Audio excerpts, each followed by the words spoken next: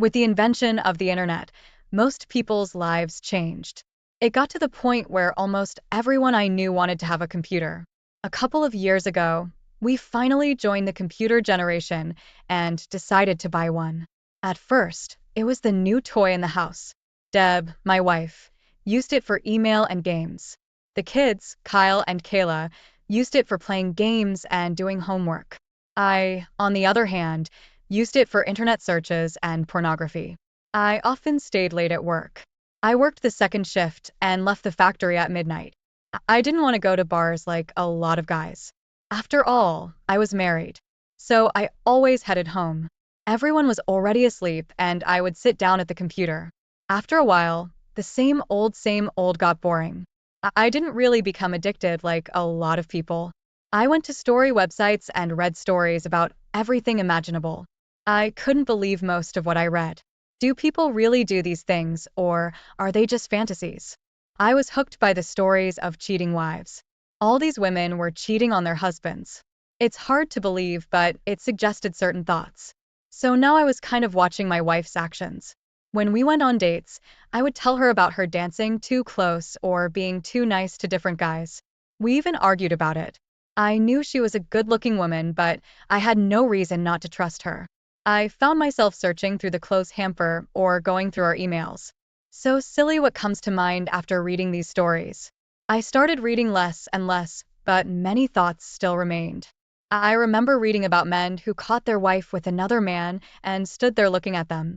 I had to ask myself the question, does it really turn you on when you catch your spouse with another man?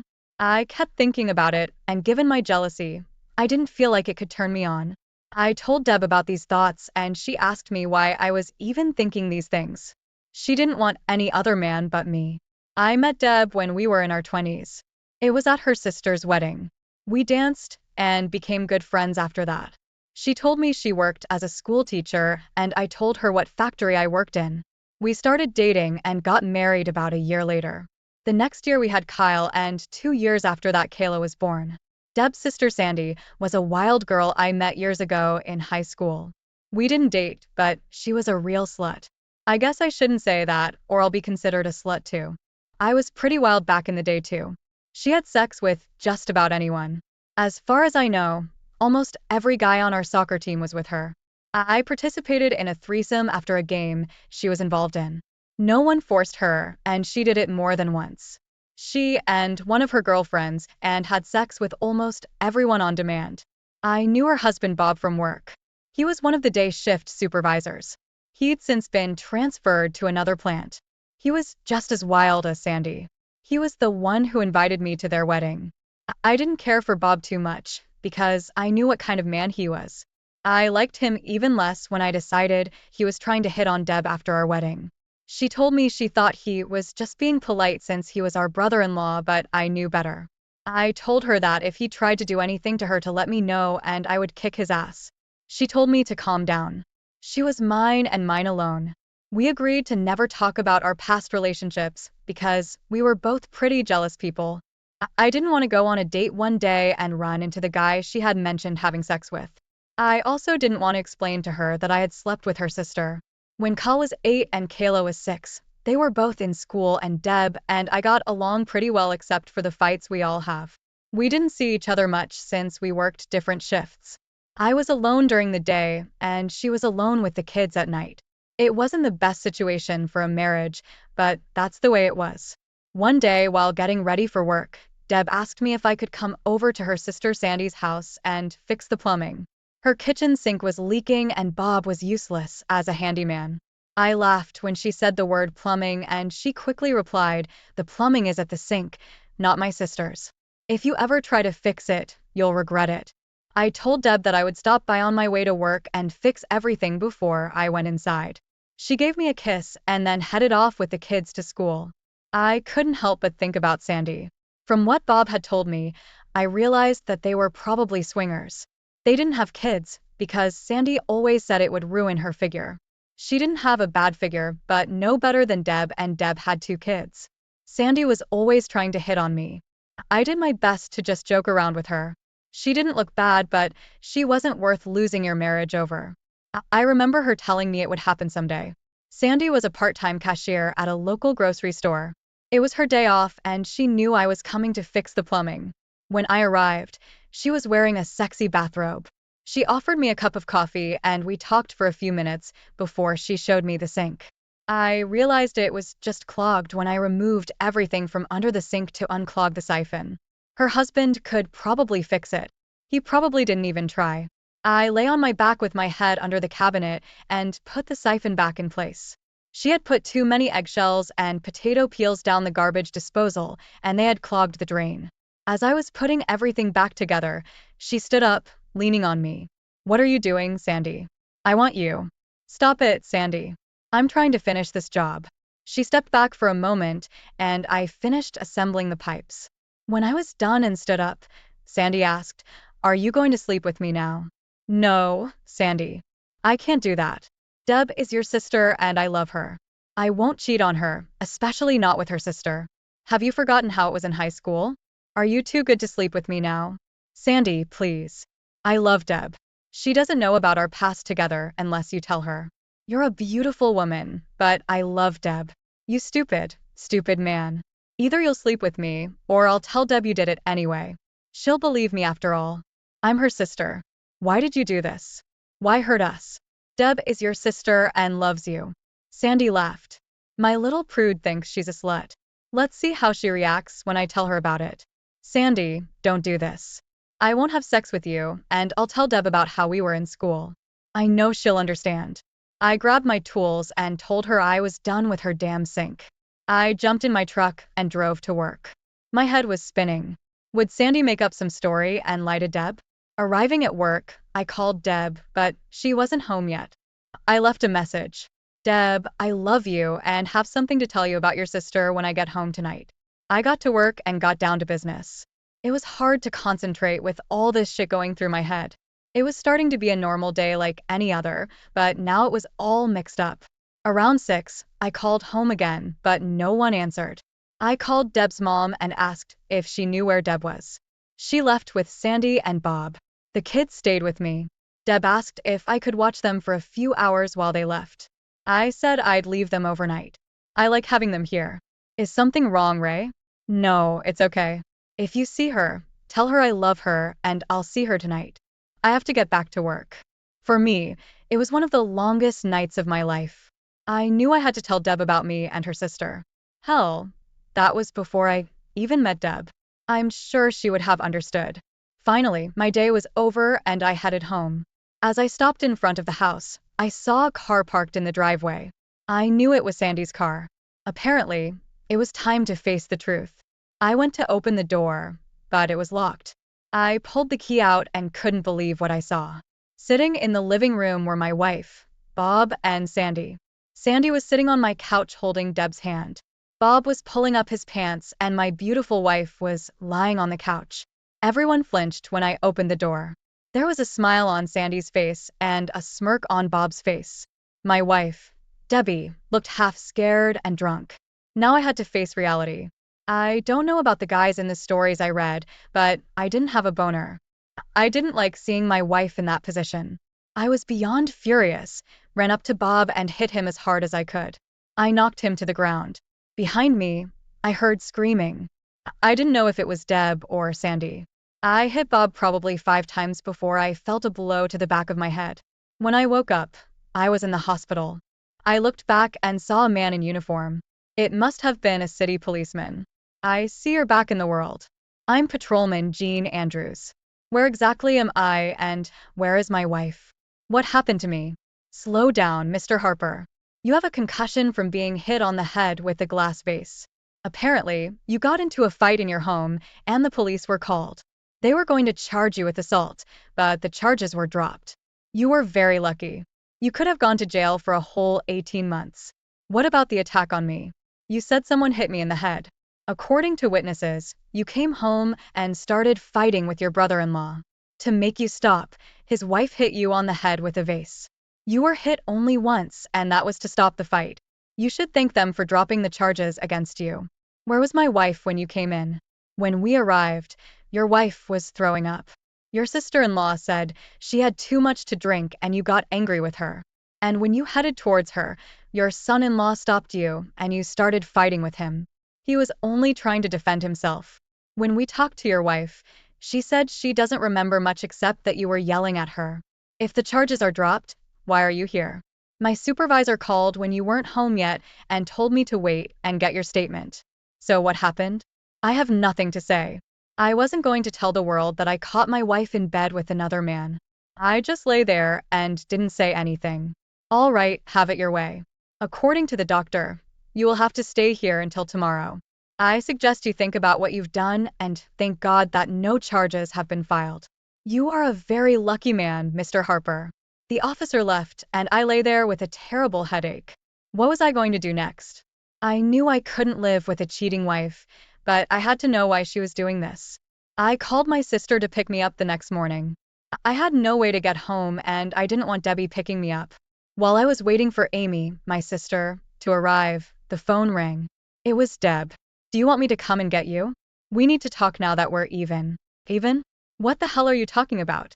You slept with Bob and you're saying we're even. Amy's coming to get me. I just want to pick up a few of my things and I'm leaving. What do you mean leave? I was just getting even with you for what you did. Deb replied. I'm not going to talk about it over the phone. Amy and I will come get my stuff and we'll talk then. I hung up the phone and waited for Amy. She showed up a few minutes later and we headed toward my house. I asked Amy to wait in the car. I knew she liked Deb and I didn't want her to be in the middle of anything. I knocked on the door and Deb opened it. I asked where the kids were and she said they were still at her mom's. I spoke first. Did you get my message? Yes, and Sandy told me how you forced her to have sex. How could you do that? She cried softly. I didn't do anything like that. That's why I left the message. I went over to Sandy's house and fixed her plumbing. She started hitting on me. I told her no, but she kept insisting on doing it. She told me that she would tell you that she had sex with me even though she didn't. I don't believe you. You're lying. Why would my sister lie to me? She's jealous of our marriage. She wanted to see if she could keep us apart, and she seems to have succeeded. Why do you think she sat back and let Bob have sex with you? They're swingers and wanted to get you into it. Looks like they both got what they wanted. You let Bob have sex with you, and our marriage died. No, that's not true. I did it to get even with you.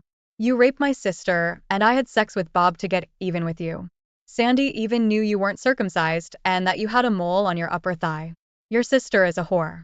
She knew that because I slept with her in high school like every other guy. I never told you because I had a crush on you and didn't want to lose you. Then you said we would never talk about our past relationship, so I left it all in the past. I don't know what to believe. Sandy is my sister. And I'm your husband. You didn't even wait to ask or call me about it. Instead, you let Bob do it. Do you really think it would have solved the problem if I had raped your sister? You must have wanted him very badly to let them talk you into it. But Sandy said, I don't care what your whore sister said. This isn't just about Bob. It's about you not respecting me and not trusting me to at least listen to the accusations against me. If I raped her, why didn't she call the police? She said she didn't want to hurt me with a family scandal. She had no problem hitting me over the head and calling the police last night. She didn't yell rape because it didn't happen. You can believe whoever you want, but this marriage is over. Why would you want to live with a rapist? No, you wanted Bob and you used me for an excuse. No, that's not true. I love you. You better look up the word love. It doesn't include sex with other men. I'll pick up a few of my things and come back next week for other things while you're gone. I'll go to the lawyer first thing Monday and start filing for divorce. Ray, wait. This isn't how it was supposed to happen. Sandy said she forgave you and you would forgive me. I just wanted to get even with you. No, you just had sex with Bob and your sister. I went and got my suitcase, putting a few personal items in it. What do I tell the kids? Tell them whatever you want. I don't care. I don't want to see you anymore. I'll get a lawyer to arrange visits and Amy can take the kids so I can see them. I don't ever want to talk to you again. I opened the door and stepped out. Amy drove me to a cheap motel until I could find another place. On the way to the motel, I told Amy the whole story. She was my sister and best friend. She knew I was telling the truth. I knew she would help watch Deb and the kids. Weeks went by, and it was very hard for me. I worked overtime as I had more expenses to pay. I found a cheap guest house that I rented by the week. I ate mostly at a bar or a corner diner. I met with a lawyer and, since I had no proof, simply asked for our marriage to be dissolved. He told me that Debbie didn't want it, but would agree to anything I wanted. Everything was pretty much split 50 to 50. We rented a house, and she just took over the payments. Our savings were split in half, and she had to give me half the value of our stuff. I had to pay child support, which didn't bother me at all. I love my children and miss them terribly. The problem was that I also missed Debbie, but I knew it was over between us. I went to every school function I could so I wouldn't interfere with work. Both of our children had birthdays, and I went to them as long as I didn't have to be around Debbie's family. I made polite conversation with Deb, but whenever she wanted to talk about us, I left. I saw my kids every weekend and occasionally during the week, depending on my work schedule. Deb probably called me almost every day up until the divorce. If she wanted to talk about the kids or household chores, I listened. When she wanted to talk about us, I hung up. One day, I stopped by my sister's house for dinner and played with the kids. Amy told me that Sandy was still sticking to her story about me forcing her to have sex. She told me that Deb was torn between what Sandy said and what I said. I tried to explain to Amy that I had no proof and neither did Sandy. It was just my word against hers, and Debbie believed her. That was what hurt the most. One afternoon when I was at my house, the phone rang. It was the school. They told me that Kyle wasn't feeling well and asked if I could pick him up. Of course I agreed and went to pick him up. He had a cold and was coughing. Debbie taught middle school and I called her to let her know I was picking up Kyle. She said she would be home as soon as she could. I took Kyle home, put him on the bed and took his temperature. He had a slight fever, but nothing serious. About an hour later, Deb came home with Kyle. She quickly went in to see how Kyle was doing. As she went in to see him, the phone rang. I wasn't thinking when I answered the phone out of habit. It was Sandy. "What are you doing there?" she asked. "Well, if it isn't a liar. Kyle was sick and I brought him home." "Don't worry, you ruined the marriage." I reached down and hit the record button on the answering machine. It was the kind that recorded both sides of the conversation. "Is he all right? Why do you care? You separated his parents. Why do you care about him? Look, Ray, this just got out of hand. You knew we were swingers and Bob wanted a taste of my little sister. If you had had sex with me like I asked you to, it never would have gotten out of hand. But no, you came home and started fighting. You told Deb I raped you. And then you made Bob rape Deb. What kind of damn sister are you? Bob never raped her. She gave herself to him willingly. Hell, she'd probably go along with it again if Bob tried. She was drunk and you put all that shit in her head and then stood by while your husband did her. The problem is, Ray, you can't prove it. I told you from the beginning that she'd believe me over you, and now you know. If you need to get laid, call me. Tell Deb to call me later. I hope my nephew is feeling better." She hung up and I turned off the recorder. Debbie asked who had called and I told her, "Your wonderful angel is a sister who will never lie to you." What did she want? I recorded her message, and she said to call her back. "Well, I'll see you in court Thursday. I guess we can call it a day of freedom. Don't forget to listen to the message," I said as I headed to my truck. After about 5 minutes, my cell phone started ringing again and again. It must have called me about 10 times before I got home. When I got home, my cell phone kept ringing. Finally, I picked up the phone. "Ray, I'm sorry, I'm so sorry. Please forgive me. I just talked to Sandy and she told me the truth about not being raped." "That's good to hear, but it doesn't change anything in my mind. You slept with Bob and didn't even give me a chance to explain. After I told you the truth, you still chose your sister's story, thinking I was a rapist. I want to tell you one thing. I loved you and probably always will. But I also hate you for what you did to our family and for the distrust you harbored for me." On Thursday, I took 2 days off work. I went to my attorney's office and signed my name to the divorce petition. I wanted to leave before Deb arrived. I was extremely depressed as I headed to the neighborhood bar. I was already setting up my drinks when I looked over and saw Bob walk in. He didn't notice me as I walked up to him and gave him a cold punch. When he went down, I hit him again and again. I got up and started kicking him until he was a mass lying on the floor. I bent over to kick him again when three guys pulled me away from him. I remember saying, I hope you die in hell. And I kept kicking him until I was dragged away from him. The police officers threw me down on the floor, handcuffed me, and took me to the patrol car. This time I was taken to prison. I was allowed to make one phone call, so I called my sister Amy. I told her about what I had done and that she didn't have to post bail. It would be too expensive and I was going to serve my time. She cried when I hung up the phone. Debbie came to the prison to see me, but I refused to see her. It took almost 2 months before my case went to court. I was charged with assault, and I pleaded guilty. I was given 2 years minus time served. I asked Amy to take my few belongings and store them in the basement. She told me that Debbie was feeling very ill and wanted to see me. I told her I didn't want to see her. I know you don't want to hear this, but Deb really loves you. Her family is furious about what Sandy said about you. And there's something else you should know. Debbie never showed up to sign the divorce decree, so you're going to jail, a married man. I went to prison, and it's not a place you want to live. It was like a different world. I got into fights all the time. I had to prove myself to almost every group. I wasn't anybody's scapegoat. My cellmate was a life inmate named Keeler. I think he came home one day, saw his wife having fun with another man, and destroyed them both. According to the documents, Keeler stabbed them about 80 times. He was hard to recognize. The year before, he had killed another inmate after he started fighting with him. I tried to hold on as long as possible, but the other prisoners constantly questioned me. In the first 2 months, I was taken to the infirmary twice because of cuts. Fights happened almost daily. I must have paid my tribute, because after that I wasn't bothered as much. What's more, Keeler even started talking to me. On Visitor's Day, I decided to go see my visitor. I thought it would be Amy or my father, but it was Debbie. "What are you doing here?" I asked. She looked so sweet and beautiful. I wanted to hug her, but I was playing Angry Ray. "Ray, I love you, and I've made a lot of mistakes. I brought you some pictures from the kids. They miss you very much, and so do I." Tears streamed down her face. "Look, I have a different life now. Just take care of my kids and tell them I love them."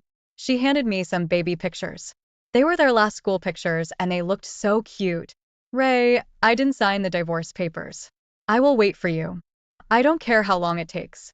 I made a terrible, terrible mistake, but I know we can get through it if you still love me." I didn't know what to say. Of course, I felt that I still loved her.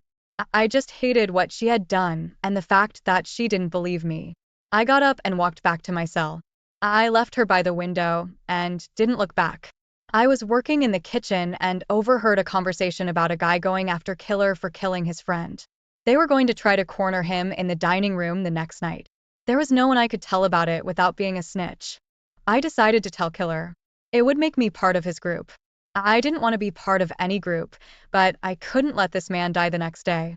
Killer wasn't sure whether to believe me. I told him to believe what he wanted to believe.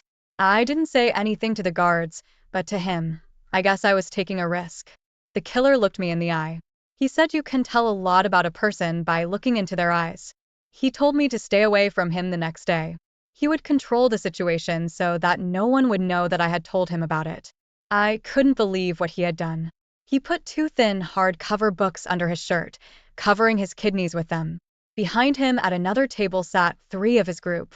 When the prisoner came up behind him and straddled Killer's chest, he plunged the knife into his kidneys, but of course hit the book. Knives were usually pretty blunt. They pierced the skin but didn't go through the book.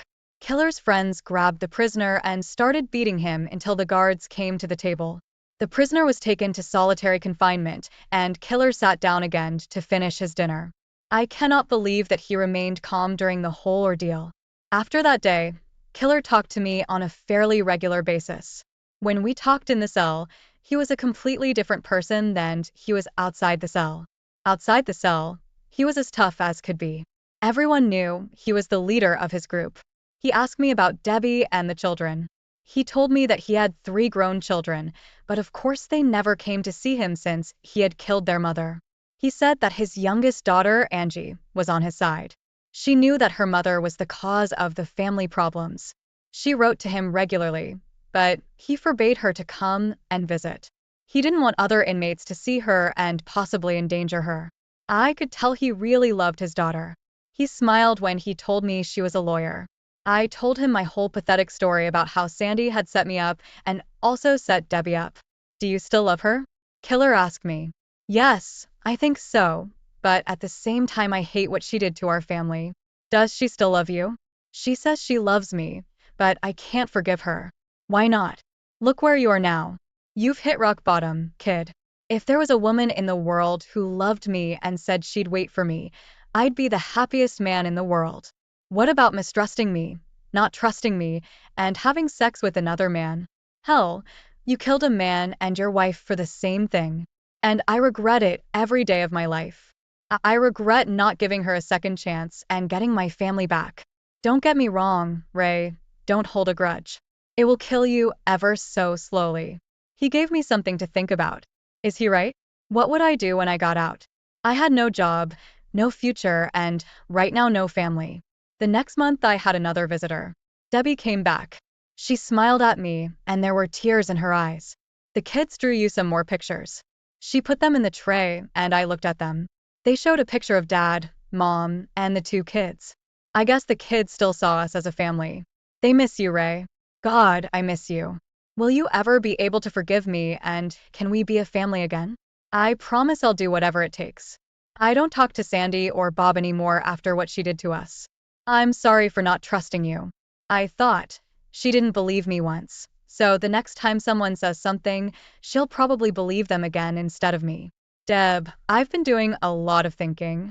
I want to forgive you, but I don't know if I can. Seeing you with Bob, I can't get it out of my head. Did you really like him?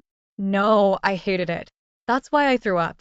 When you walked in, I saw the look on your face and I felt sick. I realized what I did was wrong when I saw you. Of course, I can never take it all back. God, I wish I could. I never would have done it if I hadn't been so drunk. I only want one man, and that's you, Ray, the father of our two children. A couple weeks later, I had another visitor. Amy came to see me. Ray, remember when I told you that Deb had stopped seeing Sandy? I was driving by the house and saw Sandy and Bob going into the house. I don't know why they were there, so I kept driving. I just thought you should know. I was confused again. Had Deb lied to me again? I was ready to forgive her and try to make our life work again. I know Amy wouldn't lie to me. I had to find out why Deb was seeing Susan and Bob again. About a month later, Killer and I got to talking, and he said he felt he owed me for what I had done for him. He said he had been a lawyer before prison and had some connections. He was going to see if he could get me out of the parole program. I didn't know whether to believe him, but he never lied to me.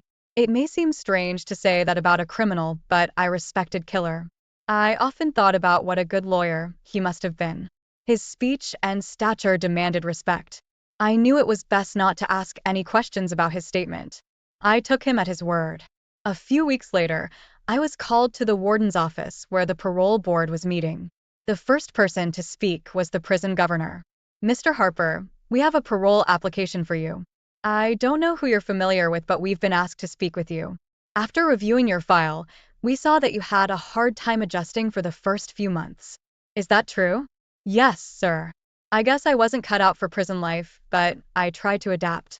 If you had gotten out earlier, where would you have lived and how would you have survived? I had to think fast. I knew this was a make-or-break question. Well, sir, I have a sister who is also my best friend. She and her husband said that when I get released, I can live with them until I get back on my feet. Aren't you married, Mr. Harper? Yes, sir, but we were in the process of divorcing when I was sentenced. At this point, I'm not sure how things are going to work out with him. I'm just trying to be honest with you. We thank you for your honesty. We knew you had broken up and we wanted to see how honest you were with us. Sir, as for the job, my previous employer said I was a good worker and to come to him when I was released. What are your chances of going back to prison? We don't look our best when a convict we released early goes back in. I promise you, sir, that I never want to see those prison walls again. Go back to your cell, Mr. Harper, and we'll get back to you by the end of the month. Yes, sir, and thank you for at least considering me for parole. I went back to the cell and Keeler asked me how it had gone. I told him what I had told the council and asked him if he had anything to do with it. You never know, but if you're released early, I'll expect a box of cigarettes a week to be put on my account. He laughed. Debbie came back a few days later and said someone from the parole board was in the house. Are you going to be paroled? She asked. What did they want? What did they say? I asked nervously. How are we settling in, and will you be able to live there? I told them we broke up, but I'd love to have you back, she said rather nervously. I changed the subject. You told me you stopped seeing Sandy. Have you been seeing her? She's my sister. I don't see her that often. I interrupted her. And Bob, have you seen him lately? Why are you asking me these questions? She did look nervous. You can't be trusted. You said you wouldn't see Sandy, but she and Bob were in the house. Did something happen with you and Bob again? Is that why you're worried about parole? Tell your damn lover Bob that when I get out, I'll finish work, and if you're having fun with him in the meantime, I'll take care of you too. Deb jumped up and ran out of the visitor's room. I knew my thoughts were right. I was ready to go back to the same damn situation that had brought me here in the first place. I had no intention of killing anyone. I just wanted to give them a good scare. I called my sister Amy, and she came over to see me. I told her about the conversation with Deb, and she said she felt really sorry for me. She said the parole board came to see her, and she told them I could stay here as long as I needed to. Her husband Kenny was there, and he said I was welcome there. Do you know if they called Mr. Parker about my job? Yes, that's right. And he said you could go back to your old job. You are one of the best workers. Gosh, Amy, you've given me hope. I hope I don't get rejected. It won't. They told me that since you have a place to live and a job, you'll probably be released at the first of the month. She began to cry. Amy was right. I got a call saying I would be released next week. I was given the name of the lawyer who would be handling my case. I was to report to the agency first thing after my release. I didn't understand why I had to meet with an attorney and not a parole officer. I was told that the law firm was the one that arranged my release. They were supposed to meet with me, fill out my forms, explain my parole situation, and then send me to a parole officer. I thanked Killer, and he reminded me about the cigarettes. I told him they were coming. Honestly, I don't know if he had anything to do with my parole, but it was worth a box of cigarettes a week just to be free. When I went outside the gate, my sister Amy was standing there crying. I hugged her and gave her a brotherly kiss. Welcome back, brother. I walked into Amy's house, and her husband greeted me. I realized that I was very welcome there. Of course, I asked about Debbie, and Amy told me after talking to her in jail that she had contacted a lawyer and signed the papers to finalize the dissolution of the marriage. It seems my thoughts about Deb were correct, but now I was a free man. I knew I had to go to Deb's house and make an appointment to see the kids. I called first to make sure she was home. I didn't want any big surprises and to end up back in jail. I tried to explain to her that I wasn't coming over to cause trouble. We could even talk on the porch. I just wanted to make arrangements to see the kids on a regular basis.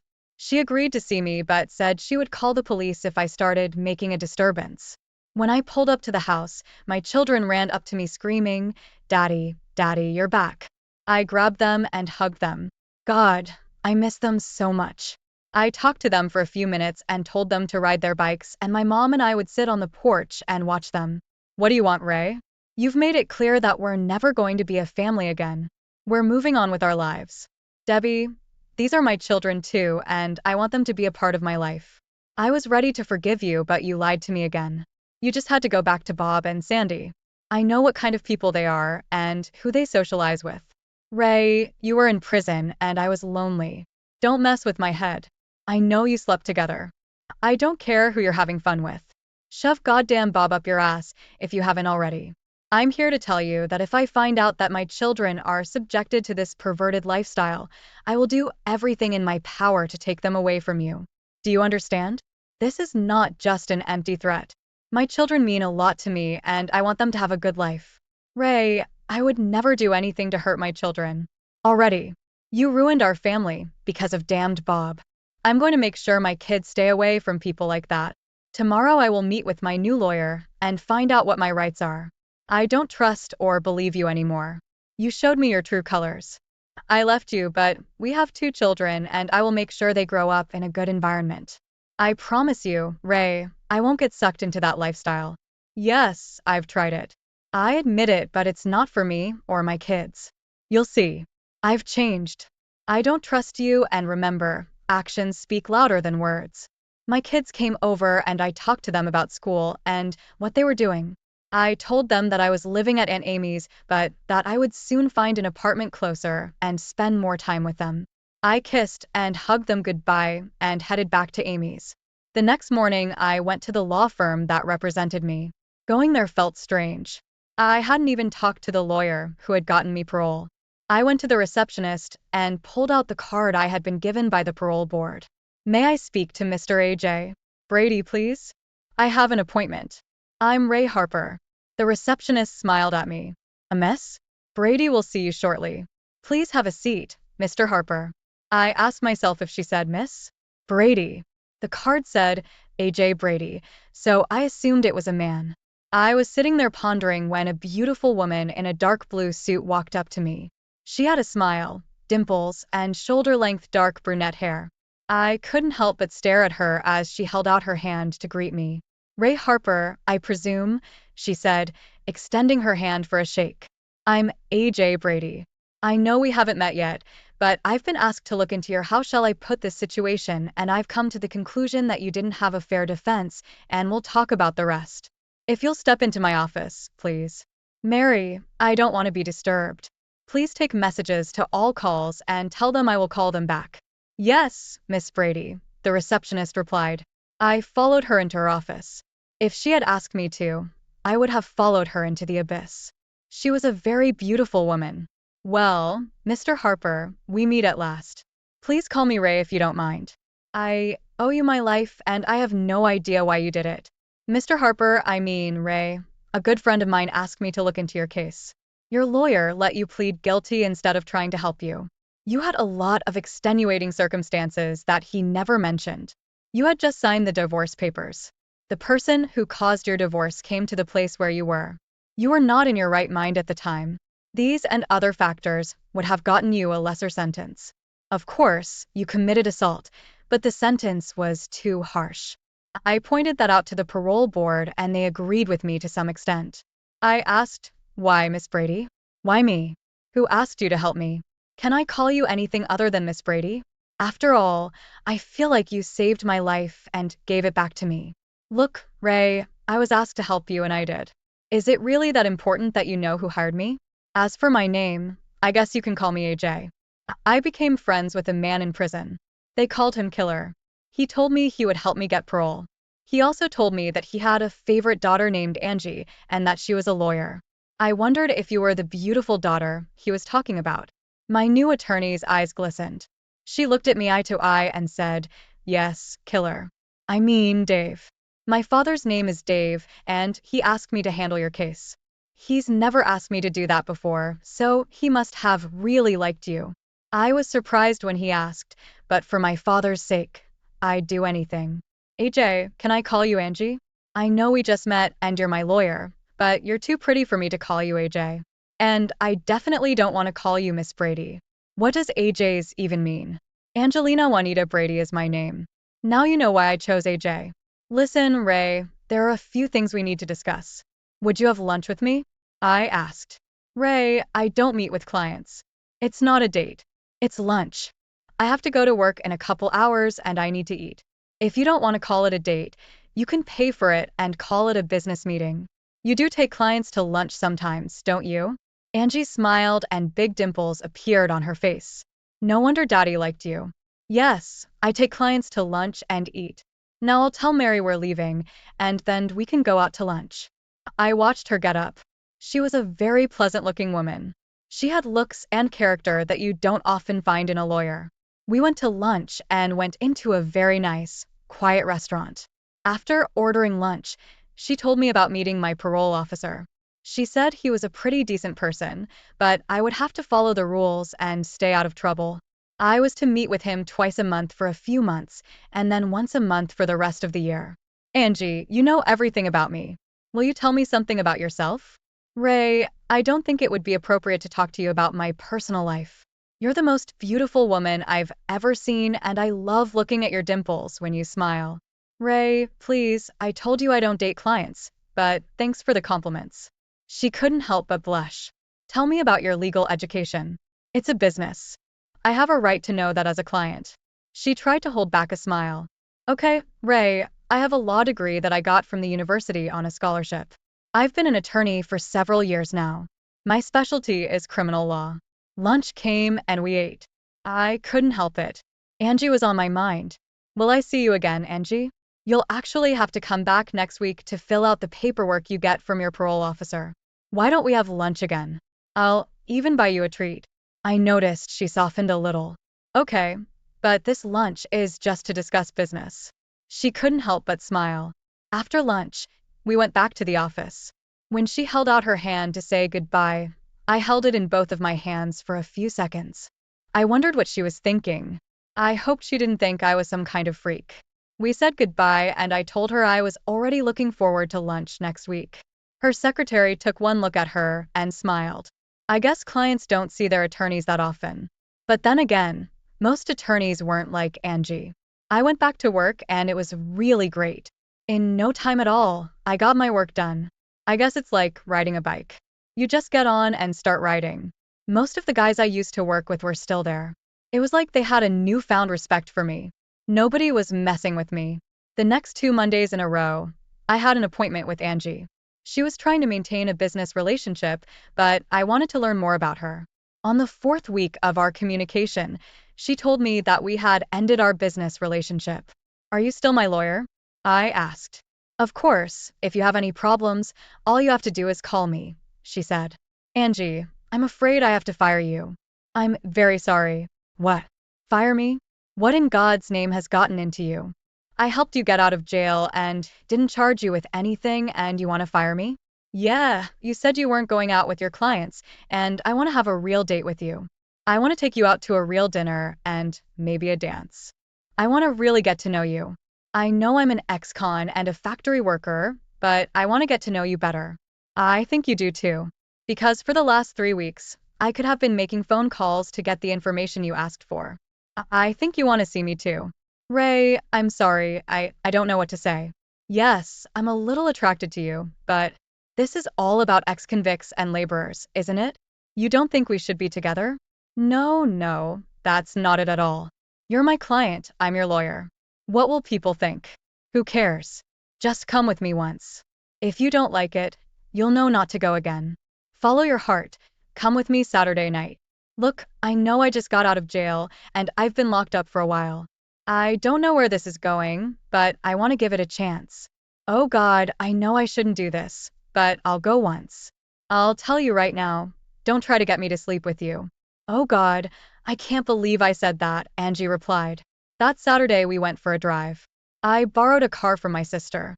I didn't want to drive Angie in my old truck. She gave me her address, and it was a townhouse. I knocked on her door, and when she answered, I saw the most gorgeous woman. I know that all men see women differently. In my eyes, she looked stunning and beautiful at the same time. I wanted to grab her and hug her right then and there. I knew I had to be a gentleman, but it wasn't easy. We went to a fancy restaurant and ordered wine and then dinner. After dinner, we decided to talk for a while listening to music. Angie, tell me about yourself. Where did you grow up? You must have been married because your last name is different from your father's. Please tell me about yourself. You know my life like a book. Ray, my dad and mom didn't get along very well. Of course, you know how that ended. Dad's been in prison for 14 years now. My brother and sister and I were raised by aunts and uncles. I'm the youngest, and I was 14 when all this happened. It was very hard on all of us. My brother and sister have never forgiven my father. They love him, but they just can't forgive him. I knew my mom was cheating on him, and I told him about it. I argued with my mom, but she said I was just a kid and didn't know what I was talking about. She said that someday I would really learn about life. Then I told my dad about it. 2 weeks later, he caught her with another man. I partly blame myself. If I had kept quiet, this might not have happened.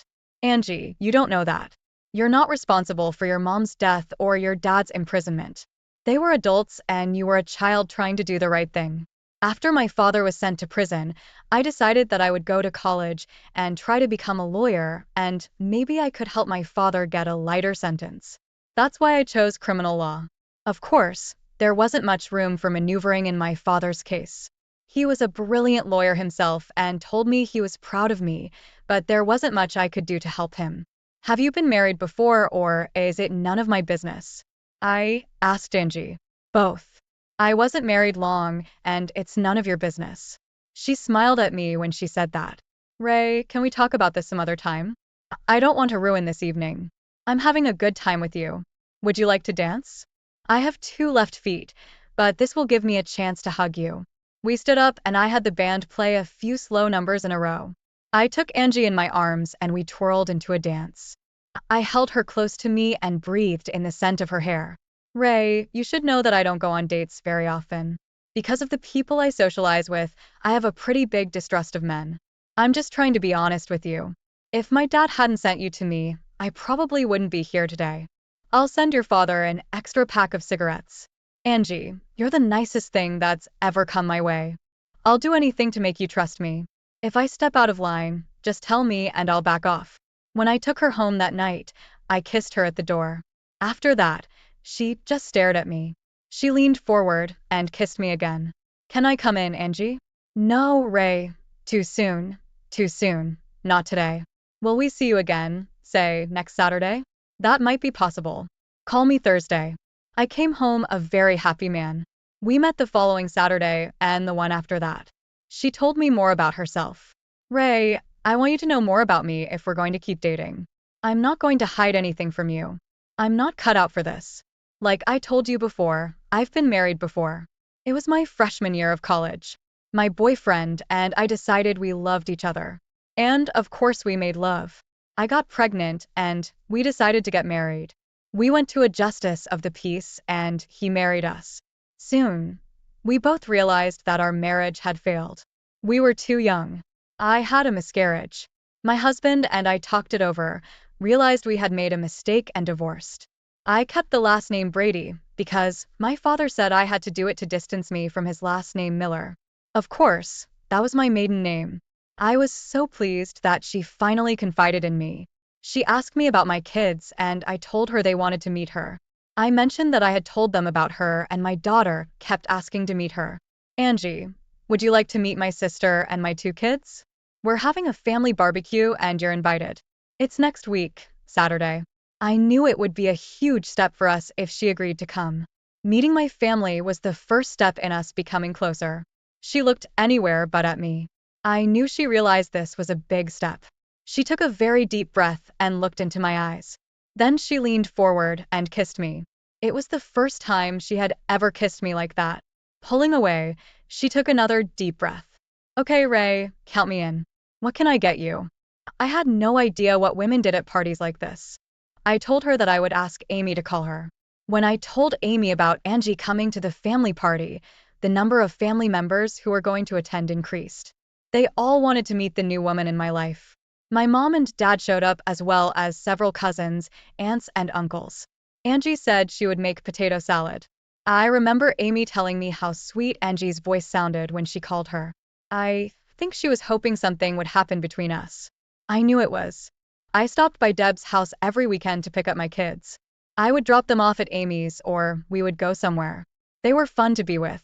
I asked them about their mother, but always tried to do it politely. Kyle told me that their mom was dating a man. This worried me at first, but then Kayla told me that it was a school teacher. His name was Pat. He taught health classes and was the soccer coach. I asked Deb about him and she said, I told you I was trying to turn my life around. Pat is a good guy. His wife died of leukemia 2 years ago. He moved here to start over. He has a 15-year-old daughter and Kyle and Kayla like her. I want to tell you one thing, Deb. Your lies and cheating have ruined our relationship. If you care about this man, treat him right and above all, be honest with him. Don't mess things up the way you did between us. Pat loves our children and treats them well. He knows about you and realizes that you are their father. I hope everything works out for us. I hope I haven't ruined it for you and all the women. You're a good man, Ray, and I know you'll find the right woman. I'm just sorry I caused you so much pain. I said goodbye and drove home. I found a small apartment about a mile from the house where Deb and the kids live. I found a two-bedroom apartment so the kids would have a place to stay when they were with me. I still stop by Amy's a couple times a week, usually to eat, but I like to visit them too. When the day of the barbecue came, I was on edge. I stood outside and waited for Angie to show up. I was greatly relieved when her car pulled up. She smiled at me and held out a bowl. Potato salad, and you better eat some, she smiled at me. She looked beautiful. I don't think she could look bad in my eyes. I felt so good when I was around her. I knew I had fallen in love with her, even though we never did more than kiss. Some things you just know. I just hoped she had some feelings for me too. I introduced her to everyone as my good friend. When I introduced her to Mom and Dad, she smiled and hugged each of them. Dad said right in front of her, "Don't miss her, Ray. We already love her and we don't even know her." Angie looked at me and smiled. I took that as positive feedback. When I introduced her to Amy, they both looked at me. "Ray, I never told you, but I met your sister when I was interviewing people for your parole." "I didn't tell you because the subject never came up until now. I never imagined we would become friends. I told you I would never lie to you. That's why I'm telling you this now." Amy and I hadn't spoken since parole until she called me about the potato salad. "Is there anyone else you've talked to that I should know about?" "Yes, Deb, your ex-wife Sue, and of course, Bob. I talked to your boss at work to make sure you would have a job. With the people who witnessed the bar fight, and of course, the police who arrested you. I did all of this as your attorney. I never imagined I'd fall in love with you. After all, we'd never met. I'm sorry I didn't tell you about all of this, but I really shouldn't have told you about all of this. You were my client, and I needed to find out the truth before I could be behind you. If you want me to leave, please tell me and I'll leave." "Leave? Leave? You just said you were in love with me, and that's all I heard." I grabbed her and kissed her, then hugged her and introduced her to the rest of the family. I told Angie I'd be back in a few minutes. I had to pick up the kids. They were dying to meet her. When I got back, Kayla came over and introduced herself to Angie. "Hi, I'm Kayla. Are you Daddy's girlfriend? You're really pretty, just like Daddy said." "Hi, Kayla. You can call me Angie or AJ. You're a very pretty girl. It's really nice to meet you." Kayla said, "Come and meet my older brother. He's 10 years old and he's afraid of girls. Kyle, this is AJ, Daddy's friend." I saw Kyle shaking Angie's hand. She knelt down to talk to the kids on their level. I could tell by the way the three of them were talking that they were going to become friends. I walked over and joined them. "We like her, Daddy. She's so pretty and sweet," Kyle told me, who was not known for being talkative. Again, Angie just looked at me and smiled. The barbecue was great. Toward the end of the evening, I was talking to Angie when Kyle and Kayla came up to us. "Dad, remember how you said we were going to go to the amusement park in 2 weeks? Can Angie come with us? Then when Kayla and I go on the rides, you'll have someone to talk to." I tried to explain to Kyle that questions like that should be asked in private. Maybe Angie had other plans, or maybe she didn't like amusement parks. He looked at Angie and apologized to her. "Sorry, Angie. I didn't realize you didn't like amusement parks." Angie started laughing. She knelt down and said to Kyle, "Honey, what your daddy means is that you should ask him those kinds of questions in private, not me. As for amusement parks, I love them and would love to go there if it's okay with your daddy. Maybe you and I can ride the roller coaster together." Needless to say, we all went to the amusement park and the kids rode everything they could get their hands on. Angie kept her promise to Kyle and rode the roller coaster with him. She also rode the Ferris wheel with Kyle. On the way home, Kayla said to me, "Dad, you have to buy a car instead of your truck. You can't expect Angie to use her car all the time because we all won't fit in your truck." That made Angie and I laugh, but the girl was right. Over the next couple weeks, I didn't see Angie much. I had to work a couple weekends and she was busy in court. We talked on the phone a couple times, but it wasn't the same. One Saturday, I picked up the kids and we decided to go to Chuck E. Cheese's. It was a pizza place for kids. Besides pizza, there were all kinds of games where you could win tokens and get little prizes. We were already at the house when Kayla asked me if she could call Angie and ask her to come with us. I didn't want to disappoint her, so I said I would call Angie. I called out, "Angie, it's Ray. Kayla asked me to call you. What are you doing tonight?" "Oh, hey, Ray. I was going out with some friends." "Why?" "Nothing. Have a good time." "Ray, you said Kayla wanted to ask me something. Please put her on the phone." "It's okay, Angie." "Yes, that's something. Please put Kayla on the phone." I could only hear one side of the conversation. "Hey, Angie. Dad's gonna take Kyle and I to Chuck E. Cheese's for pizza and games. We were wondering if you'd like to come with us." "Yeah. Okay, I'll tell him. We miss you too." "Okay, bye." "Bye." I felt sorry for Kayla. "I'm sorry, honey, but she already has plans." "What do you mean, Dad?" "She said she'd be here in half an hour. She said to tell you that she's going to buy a car so she doesn't have to use her automobile all the time." "Yes, Daddy. She said she misses us." That evening, after we returned from a pizza party where the kids each won a half dozen stuffed animals, thanks to Angie and her play skills, I took the kids to their mom's house. Angie told me it was time to get to know each other better. We went to my apartment and sat on the couch. "Angie, you know I love you, don't you? I wouldn't be here now if I was thinking about something else. I want you to make love to me. I haven't trusted any man in a long time. All I ask is that you be caring and gentle. I don't want to be used. I want to be made love to." We started on the couch and moved to the bedroom. We did whatever we wanted. I massaged her feet, licked the whipped cream off her belly, and everything else. We spent half the night caressing, massaging, and making love. I felt best when I could hold her in my arms after making love to her. It felt so good to cuddle and hold her against me. It had been so long since I had done that. She ended up staying out all night. I got up before she did and made us French toast. She came out of the bedroom wearing one of my t-shirts. "That t-shirt never looked so good," I told her. I couldn't believe how great she looked even in the morning. She took a quick shower, and we sat down to talk. "Angie, what's next for us? You know I love you, and my kids love you, and my whole family loves you. What do you want to happen next, Ray?" I sound like a lawyer. "We've only known each other for a few months, and we made love for the first time last night. I know it's only been a few months, but I want you in my life every day. If we haven't made love enough, we can go back to the bedroom and spend all day there." Angie smiled at that remark. "Angie, I want you to be my wife. Will you marry me?" Tears came to Angie's eyes. "Ray, just so you know, I don't take love lightly. I made a mistake once like I told you before. Yes, I will marry you. I want you to know that I will always be there for you and the kids. I know what you went through in your first marriage. I will always be honest with you, and I will never cheat on you. I will expect the same from you." She walked over to me and kissed me very passionately. "Honey, what's the matter? You look happy but sad at the same time," I asked her. "These are my thoughts about my dad and how happy he will be." Most young girls think about that special wedding day. How they will put on a white dress, how their dad will walk them down the aisle and give them to their husband. I know that will never happen to me, and it makes me sad. She cried softly. "Last time my father didn't even know I was getting married. By the time I wrote him, I had miscarried and was on my way to divorce. I'm sorry, Ray. I shouldn't be thinking about this right now. After all, I'm going to marry the man my father approves of and who I was in love with from the first time I met him." "What? You loved me from the beginning. I wanted you from the first time I saw you, but I know you knew that."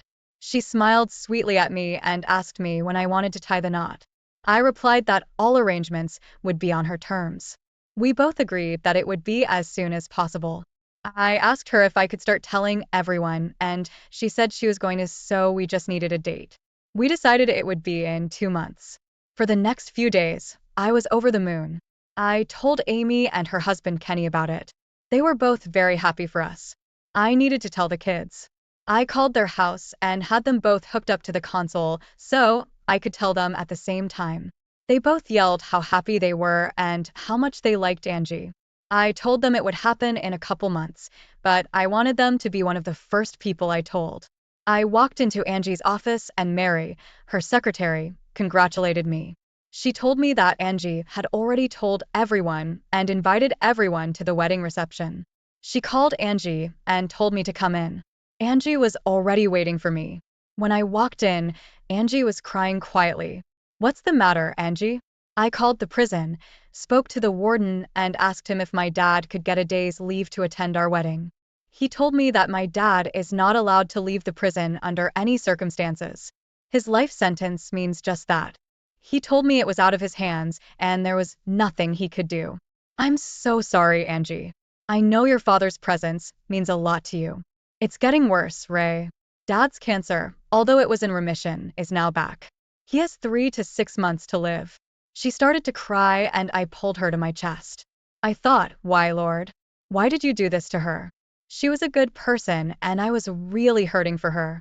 Angie, I've been buying your father cigarettes since I was released. It was a deal I made with him. I'm sorry. It's not your fault. Dad doesn't smoke anymore. He uses the packs of cigarettes people send him to barter with other inmates. You didn't contribute to his cancer. I had an idea, but I didn't want to tell Angie about it and take away her hope. I kissed her goodbye and told her I'd see her the next day. I canceled work the next day and went to the prison to see Keeler and the warden. When Keeler saw me, he smiled. You take good care of my little girl, Ray. All I ask is that you make her happy. She deserves so much better in life than what she's gotten. I explained my idea to Keeler and at first he said no, but finally he agreed if I could persuade the warden. Then I told him I would see him later. I had an appointment with the warden. The warden greeted me.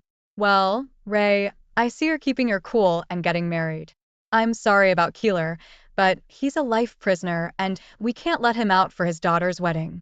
Warden, are you in full control of the prison and can make most decisions about the facilities? What's your point, Ray? Can we get married on the hotel grounds? We can use the chapel and Keeler can walk his daughter down the aisle. You and Keeler's daughter want to get married here? In prison just to have her father around? Is that what you're asking? Yes, sir. She hasn't seen her father in over 14 years and he is dying, as you know. All we ask is to use the chapel to get married. I know that prisoners have been married here before. Okay, Ray, I'll set it up from this side. It doesn't have to be a big celebration. You can only invite 3 outsiders to the prison besides yourself and your fiancé. I'll let Keeler invite a few of his fellow inmates. You will have to use the services of a prison attendant. I thanked the warden and headed back to Keeler. Dave! Keeler laughed when I called him by name. The warden agreed with my idea. I'm going back to tell Angie. Thanks, Dave. I know it means a lot to our girl. Dave smiled at me. Ray, write down the number I'm going to give you. I wrote it down for Angie. When you go to the bank, tell Angie to get her birth certificate. The account is in her maiden name. I wrote down the information and told Dave that I was sorry for his illness. Just take care of my little girl. That's all I ask, Dave replied.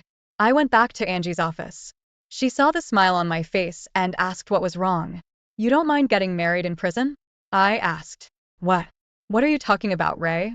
I told her about my conversation with the warden and that her father would be allowed to walk her down the aisle. She started crying big, happy tears. God, I love you, Ray. I told her about the safety deposit box and we went to see what was in it. I'm Angelina Geneta Miller and I'd like to see my safety deposit box. Angie gave him her number and he looked at her birth certificate. He walked us over to the safe deposit box, opened it and left the room. The first thing we noticed was a note from her father. Dear Angie, if you're opening this box, it means you're either getting married or I've already passed away. I hope it's the former. In the little box is your mother's engagement ring. I know everyone wondered where it went, but I put it here for safekeeping. I want you to have it and wear it with pride. Your mother had her faults, but she loved you, and I know she would want you to have her wedding ring. There are also bonds here totaling over $15,000 that will help pay for your wedding. I formalized them before I was sent away. When you see your brother and sister, tell them there's a box for each of them, too, if they haven't gotten theirs yet. Only yours has a ring in it. Congratulations, and always be honest with your husband. With love, Daddy. Angie and I talked about our wedding. We decided to invite her brother Brad and sister Lisa if they would come. And also my sister Amy. We would invite family and friends to the reception, which would be held shortly after the wedding. Angie and Amy spent the next month getting everything ready for the reception. Everything had to be paid extra for since the wedding was so soon, but I wanted Angie to have as much of her dream as possible. Amy said she would use her digital camera and take pictures. Angie and I went to her brother and sister's house. She introduced me to them. They told me they didn't hate their father. They hate what he did. Angie explained to them what the wedding was and why she was spending it in jail. Both Brad and Lisa had tears come to their eyes when they learned that their father was dying. After they agreed to go to the wedding, Angie gave them their bank deposit box numbers. They were surprised that their father had set aside something for them. On the day of the wedding, Angie and I drove to the prison together. Amy and her husband came, too, but her husband was waiting for her in the car. When we entered the prison, I had a costume for Killer. One of the guards took it to him. I was wearing the tuxedo I had rented for the occasion. Amy went into the room with Angie to help her with her wedding dress. Angie didn't want me to see her until she entered the chapel. I went into the chapel to wait for Angie. Brad and Lisa walked in. Brad was going to be my best man, and Lisa was going to be Angie's maid of honor. There was a small piano in the chapel, and one of the prisoners was playing some songs on it. The guard brought in 5 other prisoners who were friends of Killer, Dave, and sat them down. The warden came in with the priest and smiled.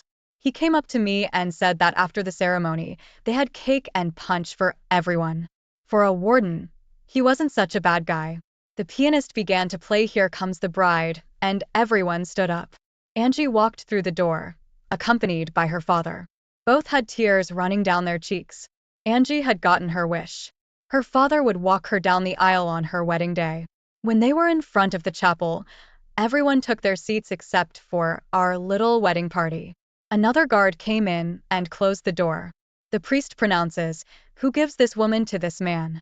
"Yes, sir," Dave replied proudly and sat down. "Angelina Juanita Miller Brady, do you take Raymond Michael Harper to be your husband?" The priest continued his presentation and then asked me the same question. We made sure he answered, "To love and honor from this day forward." That's how we both felt. No one was ever to come between us. We had both had a difficult life up to that point. We knew we would do everything we could to make our marriage work. After saying my vows, I kissed the bride. She then turned around and kissed and hugged her father. We all went to an adjoining room to talk for a few minutes and to eat cake and punch provided by the warden. Brad and Lisa walked over to their father and hugged him. It was the first time in almost 15 years that they had talked to him. There were many tears, tears of joy and tears of remorse. They knew their father was dying and they wanted him to know that they still loved him. Amy took pictures of Angie and me throughout the service. She also took as many pictures as she could of Dave with his 3 children. She captured the tears, hugs, and even a little laughter they all shared in that short period of time. She left and she and her husband took the photos to a 24-hour photo center where they were developed and some enlarged. We said goodbye to Dave and the warden. We thanked him for making Angie's dream come true. As we left, we noticed that Brad and Lisa were still talking to their father. It was a wonderful sight to see. We headed back into town and to the reception. Everyone we invited was present. The first people we saw were Kyle and Kayla, who were jumping up and down when we got out of the car. They ran up to us and hugged us. We walked into the auditorium and were greeted with shouts of joy. My parents were there with tears in their eyes, as was almost everyone who greeted us. Many of Angie's friends were there to greet us. Most of them I had never met. I noticed Mary as she came over and gave us a hug. About a half hour later, Amy showed up with the pictures. She enlarged some of our pictures. She spread them out on the table for everyone to look at. Brad and Lisa stopped by the house to pick up their families. Brad was with his wife and 2 children. Lisa was with her husband and 3 children. Both families walked up to Dave's picture and told the kids that this was their grandfather. Amy told them that she had taken 4 sets of pictures and after the reception, each family would be able to take a set home. There was one for Brad and Lisa, one for Angie and me, and of course one for Amy. I wanted to tell you how incredible Angie looked in her wedding dress. If she had wings, she would have looked like an angel that God sent. To me, she was the most beautiful woman I had ever seen. And she was my wife. I think most men feel that way about their wives. We danced and ate and danced some more. To the clinking of glasses, our lips were together most of the night. People I worked with told me I was a very lucky man. Believe me, I didn't need to say that. I knew I had the ring and I intended to hold on to it forever. For those of you wondering, Deb and Pat did not attend our wedding. It was Angie's day and I didn't want anything to ruin it. Seeing her and her father walk down the aisle, seeing her brother and sister make peace with their father. The family becoming whole again. I will never forget that day. Epilogue. It's been 6 months since our wedding day. Debbie and Pat got married last month. I was pleased to see that she is really trying to get her life together. My children tell me that Pat is treating them well. I asked about Aunt Sue and Uncle Bob, and my kids tell me they moved to another state. I was moved to the day shift so I could see the kids more often and be home with Angie every night. She was pregnant with our baby. 3 months after we were married, Dave Keeler passed away. The kids visited him every month until his passing.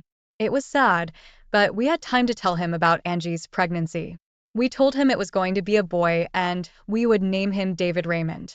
That brought a smile to Dave's face. I look back, remembering everything that happened. The cheating wife, prison, meeting the woman of my dreams and then marrying her. Now I was starting over and about to be a father again. Not a day goes by that I don't thank God for what I have. I thank him for giving Angie and me another chance at happiness. That's it. Thanks for watching. I hope you enjoyed it. So subscribe to my channel and